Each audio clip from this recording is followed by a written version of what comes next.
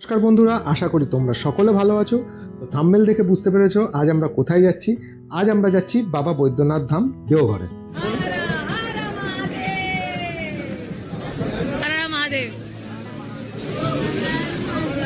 বন্ধুরা, এখানে দেখতে পাচ্ছ আমাদের গাড়ি অলরেডি রেডি, লাগেজও আমরা লোড করে নিয়েছি, সাথে রুবি আর আয়াংশ রেডি হয়ে গেছে।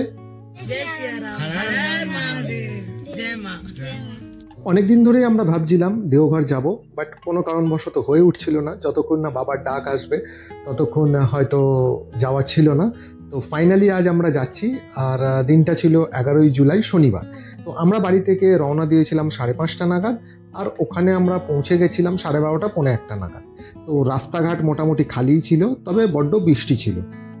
আর এটাও আমি জানিয়ে রাখি যে এই ট্রিপটাতে আমরা কিন্তু শুধু দেওঘর যাইনি, আমরা দেওঘর হয়ে মা তারাপীঠ মায়ের দর্শনেও গেছিলাম। তো তোমরা বন্ধুরা ভিডিওটা স্কিপ না করে পুরোটা দেখো, আর আমার চ্যানেলটাকে লাইক অ্যান্ড সাবস্ক্রাইব করে আমাকে মোটিভেট করো। তো আমি যতটা পেরেছি এখানে ইনফরমেশন তোমাদের সঙ্গে শেয়ার করেছি, আর বেশ কিছু ইনফরমেশন যেটা আমি ডেসক্রিপশন বক্সে দিয়ে দিয়েছি। আর আমরা চলে এলাম বেলঘরিয়া এক্সপ্রেসওয়েতে। বেলঘরিয়া এক্সপ্রেসওয়ের রাস্তাটা একটু খারাপ ছিল, কিন্তু যেহেতু সকালের দিক ছিল তো খুব একটা ট্রাফিক ছিল না, আমরা স্মুথলি বেরিয়ে গেছি। বাট ওয়েদারটা ক্লাউডি ছিল, বেশ সুন্দরভাবে আমরা দেওঘর পৌঁছে গেছিলাম। তো এইবার আমরা চলে এলাম কল্যাণী এক্সপ্রেসওয়ে মুখটা, যেখানে একটু কনজাস্টেড ছিল, এখানে রাস্তায় কাজ হচ্ছে। তো এইখানেও খুব একটা সময় আমাদের দাঁড়াতে হয়নি, 2-5 মিনিট সময় লেগেছিল। তো এখান থেকেও আমরা বেরিয়ে গেছিলাম স্মুথলি। তো তোমরা দেখতে পাচ্ছ ডান দিকে কল্যাণী এক্সপ্রেসওয়ে চলে গেছে, যেখানে রাস্তার কাজ চলছে। তো আশা করি এটাও মাস তিনেকের মধ্যে কমপ্লিট হয়ে যাবে। তো আমরা দক্ষিণেশ্বরের দিকে এগিয়ে চলেছিলাম, আর দক্ষিণেশ্বরে ঢোকার মুখেই আমরা বাঁ দিকে নিবেদিতা সেতুর দিকে রাস্তাটা নিয়ে নিয়েছি। আর এখান থেকে আমরা সোজা চলে যাই ডানকুনি টোল প্লাজা। ডানকুনি থেকে ভায়া বর্ধমান হয়ে আসানসোল যাই, এবং আসানসোল থেকে যে কাট আউট একটা আছে সেটা থেকে আমরা নিয়ে চিত্তরঞ্জন হয়ে ঝাড়খণ্ডে প্রবেশ করি।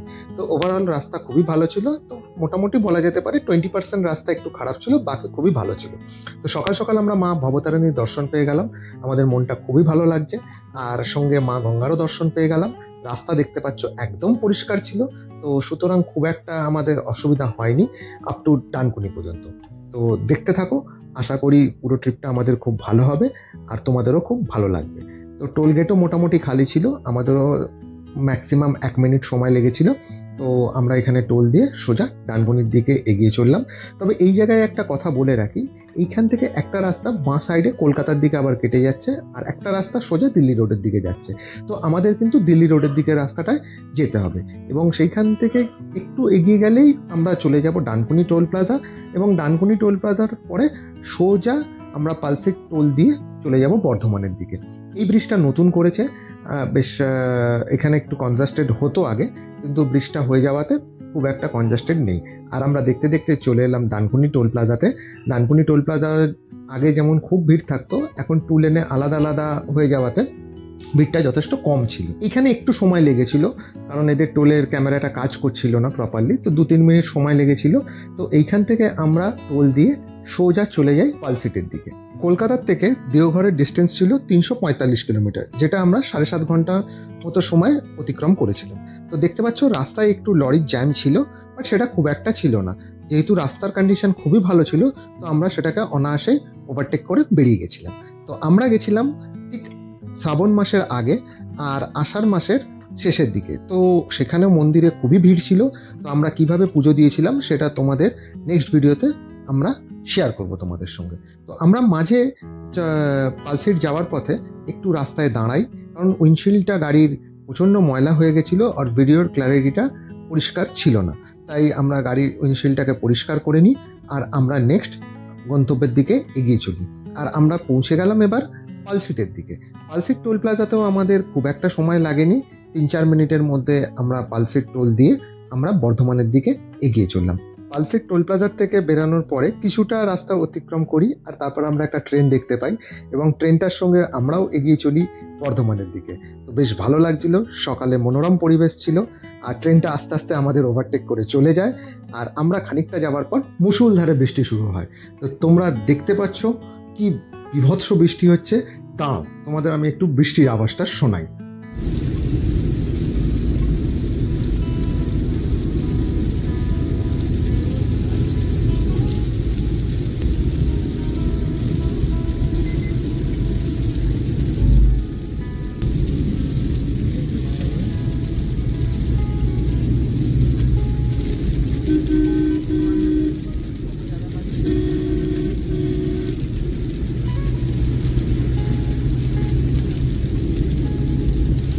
পরই বন্ধুরা তোমরা বুঝতে পারলে কতটা বৃষ্টি হচ্ছে।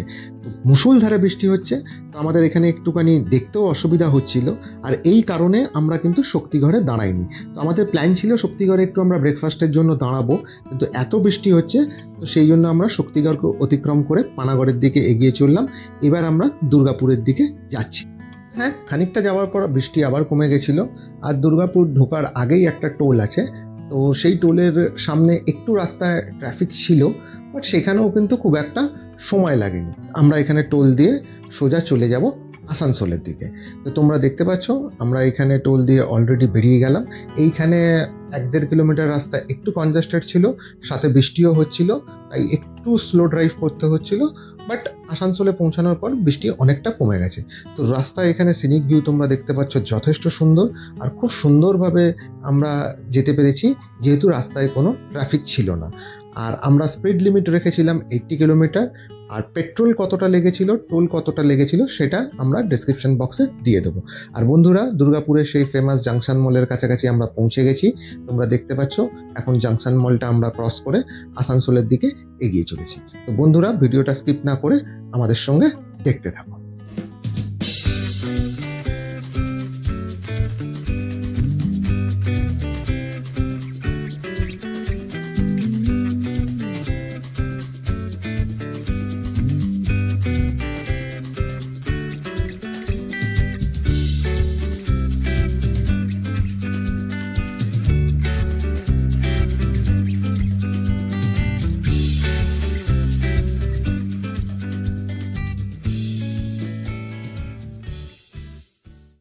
আমরা চলে এলাম আসানসোলের দিকে। তোমরা দেখতে পাচ্ছ আয়ান্স পেছনের সিটে খুব আরাম করে ঘুমাচ্ছে। আর আসানসোলে পৌঁছানোর পরে একটা রাস্তা এখান থেকে সোজা ঝাড়খণ্ড ধানবাদের দিকে চলে যাচ্ছে, আরেকটা রাস্তা বাঁদিকে চিত্তরঞ্জনের দিকে চলে যাচ্ছে। তো এই জায়গাটা তোমরা অবশ্যই খেয়াল রাখবে। আমরা বাঁদিকে হাইওয়ে ছেড়ে চিত্তরঞ্জনের দিকে এগিয়ে যাব। এইখানে একটু কনজাস্টেড রাস্তা, কিন্তু খুব একটা তবু আমাদের সময় লাগেনি। তবে হ্যাঁ, বলে রাখা ভালো, এইখান থেকে কিন্তু রাস্তাটা সিঙ্গেল লেন হয়ে যাচ্ছে। আর আপ টু এই রাস্তাটা চিত্তরঞ্জন রেলওয়ে স্টেশন পর্যন্ত একটু কনজাস্টেড থাকবে, এখানে একটু সাবধানে চালাতে হবে। আর রাস্তাটাও কিন্তু কন্ডিশন খুব একটা ভালো ছিল না। তো আমরা চলে গেলাম চিত্তরঞ্জনের দিকে। তো ব্রিজের নিচ দিক দিয়ে আমরা এগিয়ে চলেছি। আর তোমরা দেখো রাস্তার কন্ডিশনটা এখানে একটু ভাঙাচোরা আছে, তবে খুব একটা অসুবিধা হয়নি। তো আমি 2022-এ দেওঘর গেছিলাম গাড়ি কেনার পর, ফার্স্ট ট্রিপ করেছিলাম, তখন রাস্তার কন্ডিশন আরও খারাপ ছিল। তোমরা দেখো বন্ধুরা, এখানে সিনিক ভিউটা কি অসাধারণ লাগছে। সকালবেলা মেঘলা আকাশ, আমাদের কিন্তু ড্রাইভ করতে খুব ভালো লাগছিল। তবে এখানে এই 110-20 কিলোমিটার রাস্তা আমাদের অতিক্রম করতে প্রায় 3 ঘন্টার বেশি সময় লেগেছিল। আর আসানসোল কিন্তু আমরা খুব তাড়াতাড়ি পৌঁছে গেছিলাম, যেহেতু ডাবল লেন রাস্তা ছিল। তো এই জায়গাটা আগে একটা টোল ছিল, আমার মনে হয় এটা বেঙ্গল আর ঝাড়খণ্ডের বর্ডার। তো এইবার দেখলাম এখানে আর কোনো টোল দিতে হলো না। আগে এখানে আমাদের বোধহয় 20 টাকা না 30 টাকা একটা টোল নিয়েছিল। তো এইবার টোল গেটে ওখানে কোনো লোকও ছিল না, আর আমাদের কোনো টোলও দিতে হয়নি। তো আমরা এবার এগিয়ে চললাম চিত্তরঞ্জনের দিকে।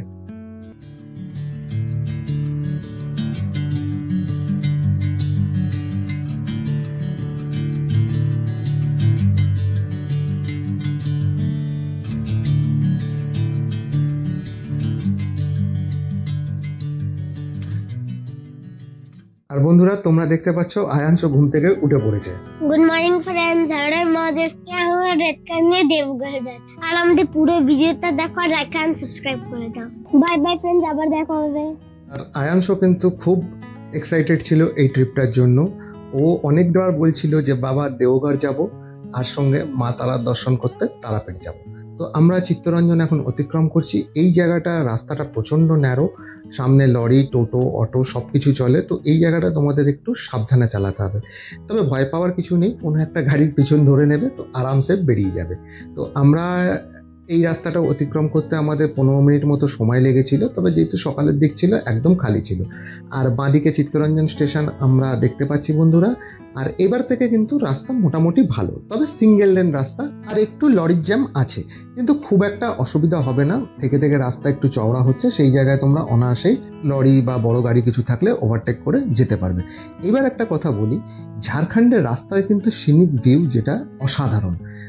আর চিত্তরঞ্জন স্টেশন পর্যন্ত কয়েকটা স্পিড ব্রেকার ছিল, তারপরে কিন্তু খুব একটা স্পিড ব্রেকার নেই, কিন্তু রাস্তার সিনিক ভিউ দেখলে বন্ধুরা তোমাদের দারুণ লাগবে।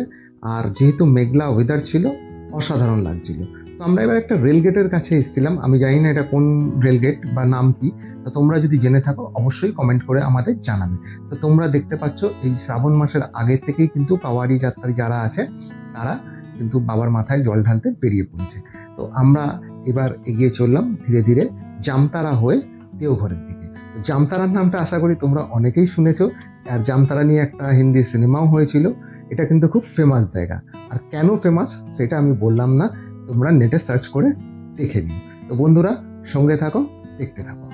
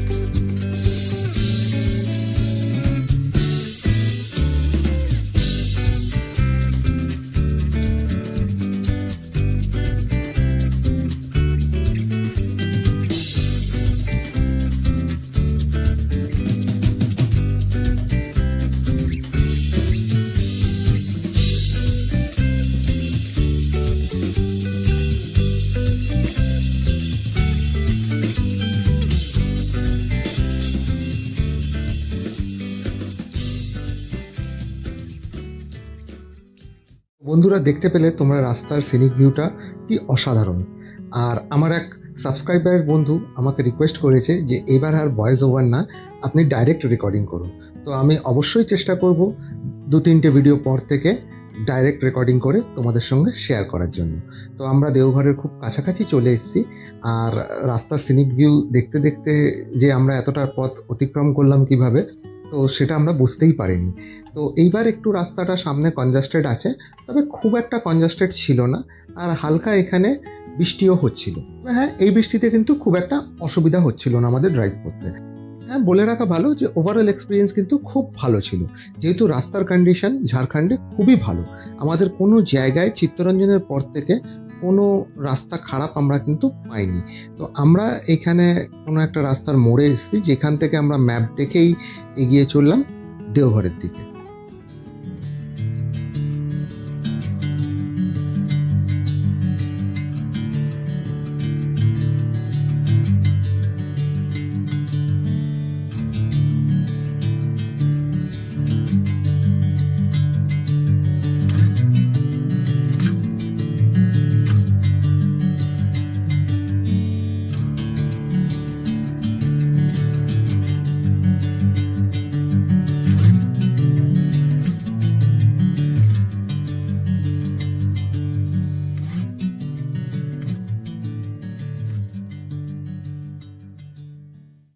যতটাই আমরা দেওঘরের দিকে এগিয়ে যেতে শুরু করেছি, রাস্তায় একটু ট্রাফিক কিন্তু বেড়ে যাচ্ছিল।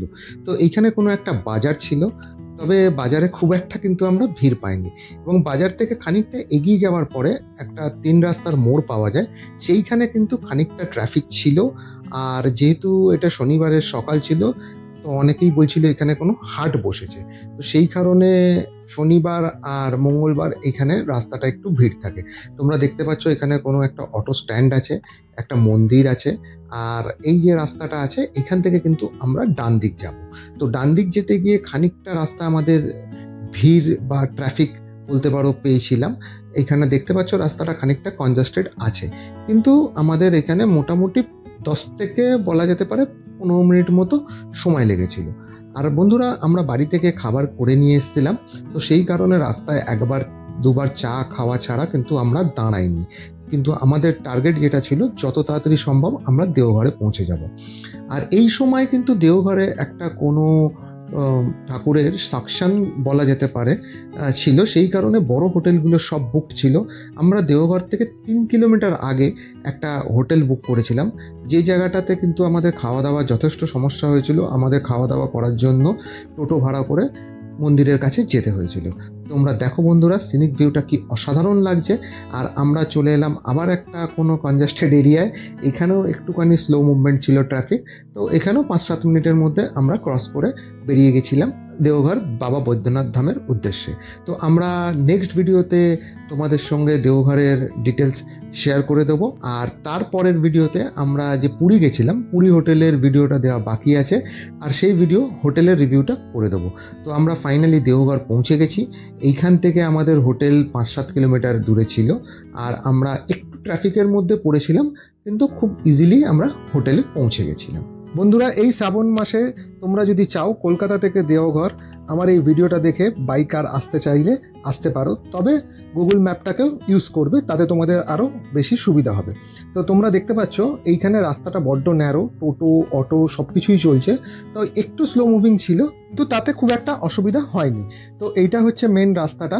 এইখান থেকে বাঁদিকে গিয়ে দুটো রাস্তা ভাগ হচ্ছে, সেখান থেকে ডান দিকে গেলে আমাদের হোটেলটা। তো আমাদের হোটেলটা খুব একটা ভালো জায়গায় ছিল না, আমি আগেও বলেছি। আর আমাদের হোটেলটার নাম হচ্ছে অঞ্জনা। তো বন্ধুরা, এর পরের এপিসোডে আমি দেওঘরের পুজো আর দেওঘরে যে ফেমাস ফুড লিট্টি সেটা নিয়েও একটা ভিডিও করেছি, সেটাও তোমাদের সঙ্গে শেয়ার করব। তো দেখো, আমরা সকালবেলা ওই 5:30 নাগাদ বেরিয়েছিলাম, আর দেওঘরে মোটামুটি 12:30 পৌনে 1 নাগাদ আমরা পৌঁছে গেলাম। তো আমাদের যাত্রাটা খুবই ভালোভাবে হয়েছে। আর একটু রাস্তায় বৃষ্টি পেয়েছিলাম, কিন্তু তাতে খুব একটা আমাদের অসুবিধা হয়নি। তো দেখো, হোটেলের সামনেই মিস্টার নন্দী মহারাজ বসেছিলেন, তো আমরা তাকে হর্ন দিচ্ছিলাম, তিনি কিছুতেই সরতে চাইছিল না। তো যাই হোক, আমরা কোনো রকমে গাড়িটাকে বাঁদিকে একটুখানি কাটিয়ে পার্কিংয়ের মধ্যে ঢোকালাম। তো এইটাই হচ্ছে আমাদের হোটেল। তো এইখানে আমরা 1 নাইট ছিলাম, তারপর আমরা নেক্সট ডে মর্নিংয়ে পুজো দিয়ে চলে গেছিলাম তারাপীঠ। আর বাকি ডিটেলস আমি আমার ডেসক্রিপশন বক্সে দিয়ে দেবো, তো সঙ্গে থেকো। আর অবশ্যই আমার চ্যানেলটাকে লাইক অ্যান্ড সাবস্ক্রাইব করো। হর মহাদেব, জয় মা, জয় বজরংবলী জি।